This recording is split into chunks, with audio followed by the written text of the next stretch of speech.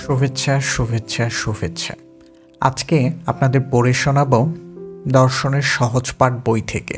বইটি ভাষান্তর করেছেন কাজী মাহবুব হাসান। আজকের অধ্যায় সিসিফাসের সুখ, আলবের্ট কামু। আলবের্ট কামু ছিলেন অত্যন্ত সুদর্শন মধ্যবিংশ শতাব্দীর ফরাসি আলজেরীয় একজন দার্শনিক এবং লেখক। আমাদের মনোযোগ পাবার উপর তার দাবির ভিত্তি মূলত তার লেখা তিনটি কালজয়ী উপন্যাস, The Outsider, The Plague, The Fall এবং দুটি দার্শনিক প্রবন্ধ, The Myth of Sisyphus, The Rebel. 1957 খ্রিস্টাব্দে তিনি সাহিত্যে নোবেল পুরস্কার পেয়েছিলেন এবং মৃত্যুবরণ করেছিলেন মাত্র 46 বছর বয়সে। তার প্রকাশক মিশেল গার্দিমর্ড ঘটনাচক্রে তার মৃত্যুর কারণ হয়েছিলেন যখন তিনি তার গাড়ি নিয়ে একটি দুর্ঘটনায় পড়েছিলেন। মৃত্যুর সময় কামুর পকেটে একটি ট্রেনের টিকিট ছিল, যেটা তিনি ব্যবহার না করার সিদ্ধান্ত নিয়েছিলেন একেবারে শেষ মুহূর্তে। গার্দিমর্ডের গাড়িতে একসাথে গন্তব্যে ফিরবেন বলে। কামুর খ্যাতির সূচনা এবং এখনও মূলত তার উপরই ভিত্তি করে দাঁড়িয়ে থাকার কারণ তার বিখ্যাত উপন্যাস দ্য আউটসাইডার। উপন্যাসটির পটভূমি তার জন্মস্থান আলজিয়ার্স। এটি মূলত মার্সোল্ড নামের স্বল্পভাষী, বিচ্ছিন্ন, শ্লেষপটু আর নৈরাশ্যবাদী একটি চরিত্রের জীবনকে ঘিরে আবর্তিত, যিনি ভালোবাসা, কাজ অথবা বন্ধুত্ব সব কিছুই অর্থহীন বলে মনে করতেন এবং ঘটনাচক্রে একদিন তিনি খানিকটা ভুলবশত একজন আরব ব্যক্তিকে গুলি করে হত্যা করেন। তিনি জানতেন না তার এরকম একটি কাজের উদ্দেশ্যই বা কী ছিল এবং পরিণতিতে তাকে মৃত্যুদণ্ডের মুখোমুখি হতে হয়। আংশিকভাবে এর কারণ বিচারের সময় তিনি কোনো ধরনের অনুশোচনা প্রকাশ করেননি, এমনকি নিজের নিয়তি নিয়েও কোনো ধরনের উৎকণ্ঠা প্রকাশ করেননি। উপন্যাসটি সেই মানসিক অবস্থাটির একটি চিরন্তন রূপ দিয়েছিল, যা সংজ্ঞায়িত করেছিলেন সমাজবিজ্ঞানী এমিল ডুরখাইম। অ্যানাটমি নামে হতোদ্যম, অবসাদগ্রস্ত, আবেগহীন, উদাসীন, বিচ্ছিন্নতার সেই পরিস্থিতি যখন কেউ নিজেকে অন্য সবার কাছ থেকে বিচ্ছিন্ন অনুভব করে এবং তারা কোনো উপায় খুঁজে পায় না তাদের সহমর্মিতা কিংবা মূল্যবোধগুলো ভাগ করে নেবার জন্য। দীর্ঘদিন ধরেই তার দ্য আউটসাইডার বইটি পড়া ফরাসি এবং অন্য বহু দেশের তরুণদের বয়ঃসন্ধি কাল থেকে উত্তরণের একটি আচার হিসেবে গণ্য হয়েছে। এবং অবশ্যই ব্যাপারটা সহজ নয়, কারণ এই বইটি বেশ কিছু গুরুত্বপূর্ণ ধারণার সাথে পরিচয় করিয়ে দেয়, যা 17 বছর বয়সে প্রথমবারের মতো আত্মস্থ করা বেশ জটিল একটি কাজ। দি আউটসাইডারের নায়ক মার্সোল্ড সব কিছু যেভাবে বিদ্যমান সেই সংক্রান্ত সব প্রচলিত উত্তরগুলোকে কখনোই মেনে নিতে পারেননি। তিনি সব কিছুকেই ভণ্ডামি আর ভাবপ্রবণতায় আক্রান্ত হিসাবে দেখতেন এবং তিনি বিষয়গুলোকে এড়িয়ে যেতেও অক্ষম ছিলেন। তিনি এমন একজন মানুষ যিনি কোনো কিছুকে ব্যাখ্যা করার জন্য প্রদত্ত বা উপস্থাপিত সর্বজন স্বীকৃত ব্যাখ্যাগুলোকে গ্রহণ করতেন না, যেমন শিক্ষা ব্যবস্থা, কর্মক্ষেত্র, সম্পর্ক, সরকার পদ্ধতি। তিনি সাধারণ বুর্জোয়া জীবনের বাইরে দাঁড়িয়েছিলেন। তীব্রভাবে সমালোচনার দৃষ্টিতে দেখেছেন সেই সমাজের নিঃশেষিত নৈতিকতা আর পরিবার আর অর্থ উপার্জনের প্রতি সংকীর্ণ উৎকণ্ঠাগুলোকে। বইটির যুক্তরাষ্ট্রের সংস্করণের পরিশেষে কামু লিখেছিলেন, মার্সোল্ড সবার মতো একই খেলায় অংশগ্রহণ করেনি। সে মিথ্যা বলতে অস্বীকৃতি জানিয়েছিল। সে নিজে আসলে কি সেটাই সে বলেছিল। সে তার অনুভূতি গোপন করতে অস্বীকৃতি জানিয়েছিলেন, আর সে কারণে সমাজও তাৎক্ষণিকভাবে হুমকি অনুভব করেছিল। বইটির অস্বাভাবিক মন্ত্রমুগ্ধ করার ক্ষমতার বেশিরভাগ এসেছে শীতল আর বিচ্ছিন্নতার যে কণ্ঠস্বর নিয়ে মার্সোল্ড আমাদের সাথে তার পাঠ করা কথা বলেন। বিংশ শতাব্দীর সাহিত্যে যত কিংবদন্তির সূচনা বাক্য আছে, কামুর দ্য আউটসাইডারের সূচনা বাক্যটি তাদের মধ্যে অন্যতম। এই বাক্যই পুরো উপন্যাসটির সুর নির্ধারণ করে দিয়েছে। Today mother died, or maybe yesterday, I don't know. আজ মা মারা গেলেন, অথবা গতকাল, আমি জানি না। উপন্যাসটির শেষও তীব্রভাবে উদ্ধত্ত। মার্সোল্ড বন্দুকের ঘোড়ায় চাপ দেওয়ার অনুভূতি কৌতূহলোদ্দীপক হতে পারে, শুধুমাত্র সে কারণে কোনো পূর্ব পরিকল্পনা ছাড়া এবং উদ্দেশ্যহীনভাবে ঘটানো হত্যাকাণ্ডটির জন্য মৃত্যুদণ্ডে দণ্ডিত সে সব ধরনের সান্ত্বনা পরিত্যাগ করেন এবং সাহসের সাথে মেনে নেন মানবজাতির প্রতি মহাবিশ্বের চূড়ান্ত নির্বিকার নিস্পৃহতাকে। আমার শেষ ইচ্ছা হচ্ছে আমার রায় কার্যকর হবার দিন দর্শকের একটি জমায়েত হবে, আর তারা আমাকে শুভকামনা জানাবে ঘৃণা আর বিদ্বেষপূর্ণ চিৎকারে, এমনকি যখন আমরা নিজেরা হত্যাকারী নই এবং আমরা আসলেই বিষণ্ণ হতে পারি যখন আমাদের মায়ের মৃত্যু হয়। তারপরও দ্য আউটসাইডারের মেজাজে কিছু আছে যার কিছু না কিছু অভিজ্ঞতা আমাদের সবার কম বেশি আছে। যখন আমরা ভাবি আমাদের যথেষ্ট পরিমাণ স্বাধীনতা আছে অনুভব করার যে আমরা একটি খাঁচায় বাস করি, কিন্তু আমাদের সেই খাঁচা থেকে বের হবার জন্য প্রয়োজনীয় স্বাধীনতা নেই, কিংবা কেউই যখন আমাদের বুঝতে পারে না সব কিছু অনেক বেশি হতাশাপূর্ণ মনে হয়। মনে পড়ছে এমন কোনো অভিজ্ঞতা? এই উপন্যাসটি ছাড়াও কামুর দার্শনিক খ্যাতির একটি গুরুত্বপূর্ণ ভিত্তি একটি বড় প্রবন্ধ, দ্য মিথ অব সিসিফাস। এই বইটির সূচনা বাক্যটিও যুগান্তকারী। There is but one truly serious philosophical problem, and this is suicide. Judging whether life is or is not wrong living.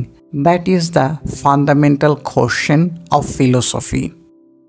বা সত্যিকারভাবে একটিমাত্র দার্শনিক সমস্যা আছে, এবং সেটি হচ্ছে আত্মহত্যা। বেঁচে থাকার আদৌ কোনো মূল্য আছে কিংবা নেই, এই বিষয়টি বিচার করা, আর এটাই দর্শনের মৌলিক প্রশ্ন। এই ধরনের একটি প্রস্তাবনার কারণ কামুর মতে যখনই আমরা গভীরভাবে ভাবতে শুরু করি, যেমন দার্শনিকরা করে থাকেন, দেখতে পাই জীবনের আসলে কোনো অর্থ নেই, এবং সে কারণেই আমরা বাধ্য হই ভাবতে আমরা এটি শেষ করে ফেলব কিনা, বা এর সাথে সব হিসাব নিকাশ চুকিয়ে ফেলব কিনা। বরং এই রকম দাবি বা প্রস্তাবনাটির অর্থ বোঝার চেষ্টা করতে আমাদের উচিত হবে কামুকে দর্শনের ইতিহাসের তার অবস্থানে বসাতে। তার নাটকীয় ঘোষণা যে আমাদের আত্মহত্যার কথা বিবেচনা করতে হবে, কারণ জীবন অর্থহীন মনে হতে পারে। এমন প্রস্তাবনাটি নির্ভর করে আছে সেই ধারণায় যে জীবন আসলেই সমৃদ্ধ হতে পারে ঈশ্বর প্রদত্ত অর্থময়তায়, যে ধারণাটি আজ আমাদের অনেকের কাছেই মনে হতে পারে বহু দূরবর্তী কোনো ধারণা। তারপরও যদি খুব ভালো করে লক্ষ্য করা যায়, দেখা যাবে অনন্ত পশ্চিমে গত 2000 বছর ধরে জীবনের অর্থময়তার ধারণাটির উৎস অন্য সব কিছুর চেয়ে একটি প্রতিষ্ঠান, খ্রিস্টীয় চার্চ। কামু বহু দার্শনিকদের সেই ধারাবাহিকতায় অবস্থান করেছেন, কিয়েরকেগার্ড থেকে নিচা থেকে হাইডেগার এবং সাত্রে, যারা প্রত্যেকেই মল্লযুদ্ধ করেছেন সেই অস্বস্তিকর উপলব্ধির সাথে যে বাস্তবিকভাবেই জীবনের কোনো পূর্ব নির্ধারিত অর্থ নেই। আমরা শুধুমাত্র জৈব বৈজ্ঞানিক অনুসমষ্টি দ্বারা অচেতনভাবেই ঘূর্ণায়মান নির্বিকার কোনো একটি মহাবিশ্বে ছোট একটি পাথরের টুকরোর উপর। আমাদের এখানে কোনো কল্যাণময় স্বর্গীয় সত্তা প্রতিস্থাপন করেনি এবং এমন কোনো নির্দেশও দেননি ধর্মীয় অনুশাসন মেনে চলতে হবে আমাদের মুক্তির জন্য, যেমন 10 কনডেমড, গসপেল কিংবা কোনো ধর্মগ্রন্থ। কোনো পথ নির্দেশনা নেই এবং কোনো সুবিশাল উদ্দেশ্য নেই। আর এই উপলব্ধিটাই সেই সব দার্শনিকদের বহু প্রস্তাবিত সংকটের কেন্দ্রে অবস্থিত, যাদের আমরা এখন জানি অস্তিত্ববাদী বা এক্সিস্টেনশিয়ালিস্ট হিসাবে। নৈরাশ্যবাদী আধুনিকতায় শিশু কামু মেনে নিয়েছিলেন এই সুবিশাল মহাবিশ্বের বৃহত্তর কাঠামোয় আমাদের সবার জীবনই অর্থহীন। তবে অন্য দার্শনিকদের ব্যতিক্রম। তিনি চূড়ান্ত আশাহীনতা অথবা নৈরাশ্যবাদকে সরাসরি প্রতিরোধ করেছিলেন তার লেখায়। তিনি যুক্তি দেন যে আমাদের সেই জ্ঞান নিয়েই বাঁচতে হবে যে আমাদের সব প্রচেষ্টাই নিষ্ফল, আমাদের জীবন খুব দ্রুত সবাই ভুলে যাবে এবং আমাদের প্রজাতি অসংশোধনীয়ভাবে নীতিভ্রষ্ট, সহিংস এবং তা সত্ত্বেও তাদের সব সহ্য করে টিকে থাকতে হবে। কামু লিখেছিলেন, আমরা সিসিফাসের মতো, যে গ্রিক পুরাণের চরিত্রটিকে দেবতারা শাস্তি দিয়েছিলেন বড় একটি পাথরের টুকরো পাহাড়ের ঢাল বেয়ে প্রতিদিন ঠেলে ওপরে তোলার জন্য, কিন্তু পাথরটি ওপরে তোলার পর সেটি আবার গড়িয়ে নিচে পড়ত। সিসিফাসকে আবার সেটা ঠেলে ওপরে ওঠাতে হতো। এভাবেই অনন্তকাল ধরে সেই অর্থহীন পরিশ্রমের শাস্তিতে বন্দী। কিন্তু পরিশেষে কামু প্রস্তাব করেন, আমরা যাই করি না কেন আমাদের খাপ খাইয়ে নিতে হবে যতটুকু আমরা পারি। আমাদের স্বীকার করে নিতে হবে অস্তিত্বের এই অর্থহীনতার প্রেক্ষাপটটিকে এবং তারপর এই চিরন্তন আশাহীনতার সম্ভাবনাকে জয় করতে হবে। তার সেই বিখ্যাত প্রস্তাবনা one must imagine Sisyphus happy, যা আমাদের অবশ্যই কল্পনা করতে হবে যে সিসিফাস সুখী। এখানেই আমরা কামুর মুগ্ধ করার ও প্ররোচনা দেবার অসাধারণ দিকটি অনুভব করতে পারি। কামু তার নিজেকে এবং আমাদের স্মরণ করিয়ে দিতে চান সেই সব কারণগুলো, যেন জীবনকে সহ্য করা অর্থহীনতা নয়, এবং এই প্রক্রিয়ায় তিনি অসাধারণ তীব্রতা আর পাণ্ডিত্যের সাথে নানা বিষয় নিয়ে লিখেছিলেন। সম্পর্ক, প্রকৃতি, খাদ্য এবং বন্ধুত্ব, জীবনে বেঁচে থাকার কারণ দেখানো পথ প্রদর্শক হিসেবে কামু চমৎকার। বহু দার্শনিক থেকেই কামু ভিন্ন ছিলেন এক্ষেত্রে। কামু ছিলেন সুদর্শন, খুব সফল ছিলেন নারীদের সাথে। তার জীবনের 10 বছরে বহু সম্পর্ক তার প্রমাণ। চমৎকার ফ্যাশন জ্ঞান ছিল তার। জেমস ডিন আর হ্যামফ্রে বোগার্টের স্টাইলের একটি চমৎকার মিশ্রণ ছিলেন তিনি। সন্দেহ নেই কেন ভোগ ম্যাগাজিন তাদের প্রচ্ছদে তাকে চেয়েছিলেন, কিন্তু কামুর জন্য এইসব শুধুমাত্র খামখেয়ালি শখ ছিল না, কারণ তিনি সত্যিকারভাবে জীবনের অদ্ভুত দিকটি অনুধাবন করেছিলেন। হয়তো সেটি যে কাউকে আশাহীনতার দ্বার প্রান্তে নিয়ে যায়, কিন্তু একই সাথে জীবনকে আরও বেশি তীব্রভাবে বাঁচতে বাধ্য করে। সেভাবে কামু প্রতিশ্রুতিবদ্ধ হয়েছিলেন নিজের কাছে এবং গভীরভাবে ভাবতে শুরু করেছিলেন সাধারণ জীবনের আনন্দগুলোর কথা। তিনি বলেছিলেন তিনি তার দর্শককে দেখেন a lucid invitation to live and to create in the very midst of the desert, বা এই মরুভূমির মধ্যে বেঁচে থাকা আর সৃষ্টি করার জন্য একটি সুস্পষ্ট আহ্বান হিসাবে। তিনি সাধারণত্বের পক্ষে কথা বলেছিলেন। দর্শনে সাধারণত্বের সমর্থক সহজে খুঁজে পাওয়া যায় না। তার গভীর দর্শনের পাতার পর পাতা পড়ার পর পাঠকরা সেই সব মুহূর্তে স্বস্তির শ্বাস ফেলেন যখন কামু সূর্যালোক, চুমু কিংবা নাচের প্রশংসা করেছেন। নাটক কিংবা থিয়েটারের সাথে জড়িত থাকা কামুকে জিজ্ঞাসা করা হয়েছিল তার পছন্দ আসলে কি, ফুটবল নাকি থিয়েটার। কামু উত্তর দিয়েছিলেন কোনো ইতস্তত ছাড়া ফুটবল। কামু স্থানীয় আলজিয়ার্স টিমে গোলকিপার হয়ে খেলেছেন। এছাড়া ইউনিভার্সিটির অ্যাথলেটিক্স টিমেও ছিলেন। টিম স্পিরিট, ভ্রাতৃত্ববোধ ও একটি সাধারণ উদ্দেশ্য সব কিছু কামুকে দারুণভাবে নাড়া দিয়েছিল। 1950-এর দশকে যখন একটি ক্রীড়া ম্যাগাজিন সাক্ষাৎকার নিয়েছিল ইউনিভার্সিটি ফুটবল টিমে তার কাটানোর সময় নিয়ে, তিনি বলেছিলেন, বহু বছর পর যখন আমার অনেক কিছুই দেখা হয়ে গেছে আর মানুষের নৈতিকতা ও কর্তব্য সম্বন্ধে আমি যা নিশ্চিতভাবে জানি, সেই সব কিছুর জন্য আমি ক্রীড়ার কাছে ঋণী। কামু সেই সব নৈতিকতার কথা বলেছিলেন যা তিনি তার প্রবন্ধগুলোয় সমর্থন করেছেন। বন্ধুর পাশে থাকা, খেলোয়াড় সুলভ মনোভাব আর সাহসিকতাকে মূল্য দেয়া। কামু সূর্য ভালোবাসতেন। তার চমৎকার সামার ইন আলজিয়ার্স প্রবন্ধে তিনি লিখেছিলেন, পানির উষ্ণতা আর রমণীদের বাদামি শরীরের দৃশ্য তিনি উপভোগ করতেন। লিখেছিলেন, 2000 বছরের মধ্যে প্রথমবারের মতো বেলাভূমিতে নগ্ন শরীরের আবির্ভাব হয়েছে। 20 শতাব্দী ধরে মানুষ অধ্যত্ব আর অকপটতাকে ভদ্রতা দেবার চেষ্টা করেছে। চামড়া আর মাংসর পরিমাণ কমিয়ে পরিচ্ছেদটিকে জটিল করে।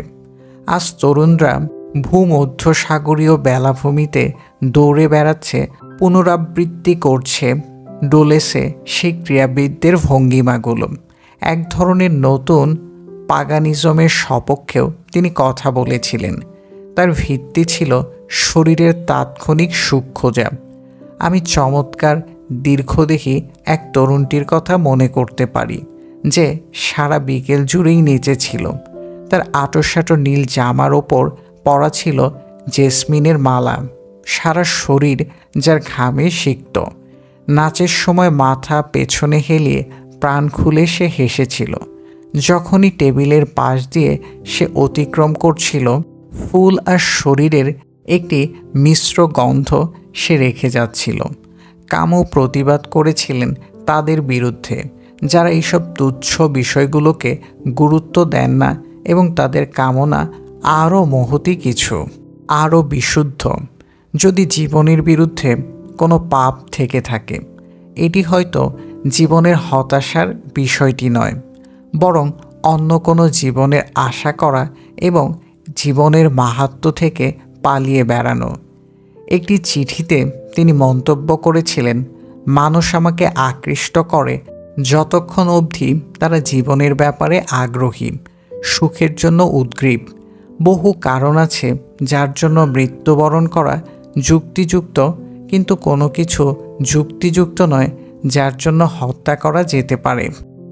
তার জীবদ্দশায় কামু প্রচুর খ্যাতি অর্জন করেছিলেন, কিন্তু প্যারিসে বুদ্ধিজীবী সমাজ তাকে গভীরভাবে সন্দেহ করতেন, কারণ তিনি কখনোই প্যারিসের সেই অভিজাতদের দলে ছিলেন না। তিনি ছিলেন কর্মজীবী, যিনি শৈশবেই যুদ্ধাহত বাবাকে হারিয়েছিলেন। মা জীবিকা নির্বাহ করেছিলেন উচ্চবিত্তদের বাড়ি পরিষ্কার করে। সুতরাং ব্যাপারটা কাকতালীয় নয় যে কামুর প্রিয় দার্শনিক ছিলেন মন্তাইন, আরেকজন মাটির কাছাকাছি বাস করা নিরহংকার ফরাসি, এবং এমন একজন যাকে আমরা ভালোবাসতে পারি। তিনি যা লিখেছেন এবং তিনি যেমন ছিলেন উভয় কারণেই